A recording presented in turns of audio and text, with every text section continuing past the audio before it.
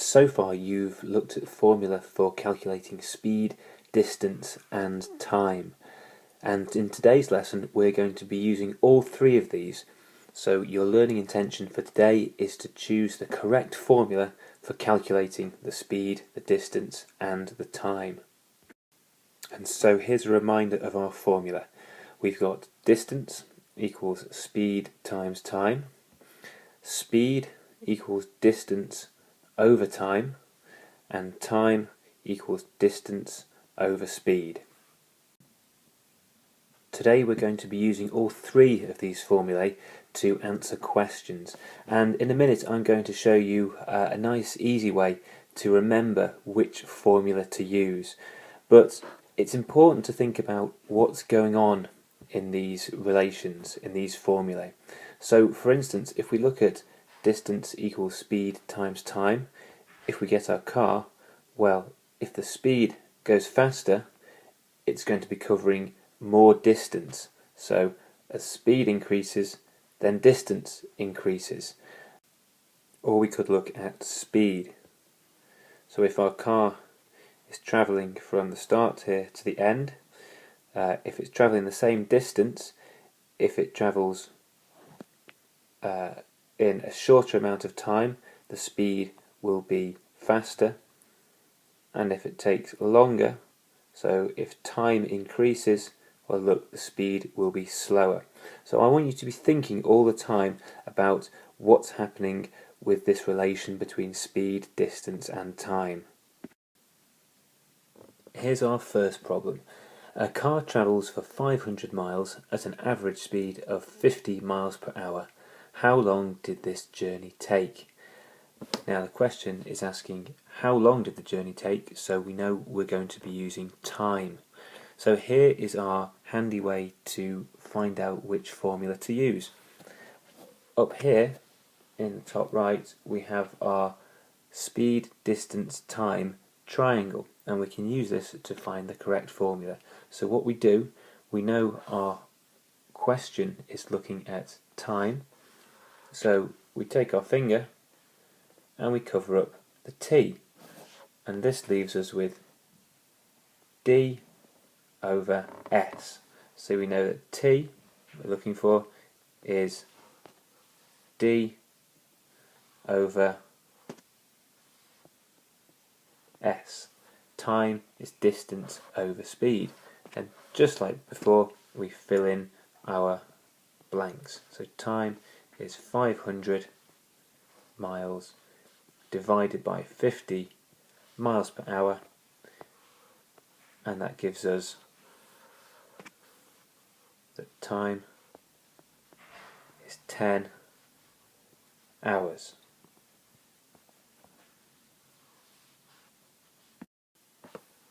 In this question, a car travels 90 miles in 30 minutes. I want you to find out what its average speed is, and I want you to do it using the speed, distance, time triangle. I also want to make sure your answer is in miles per hour. So to solve this question, we know we're looking for average speed. So if we cover over the S with our finger, we're left with D over T. So we can say that speed equals distance divided by time. And then we can just fill in the blanks. Now we know our distance is 90 miles. And remember, I'm looking for this in miles per hour, so we have to convert our 30 minutes into a fraction of an hour. So it's 0.5 hours.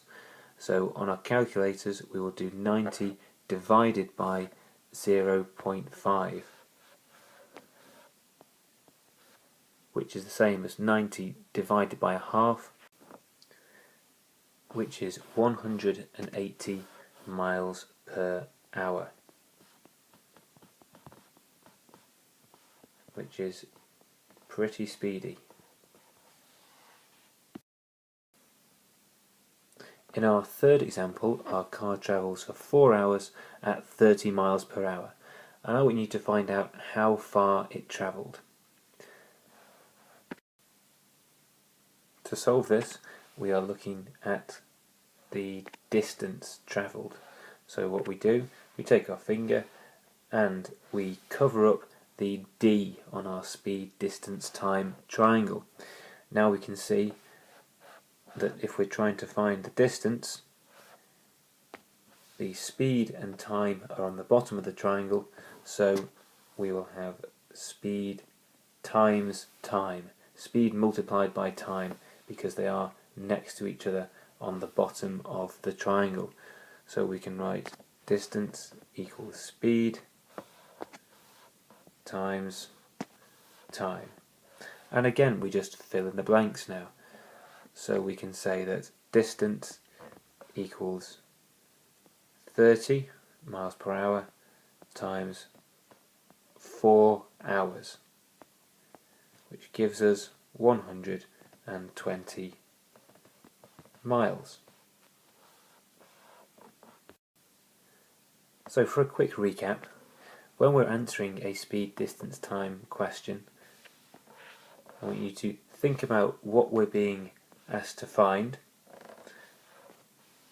Draw your speed, distance, time triangle and then cover up the relevant letter to tell you which formula to use.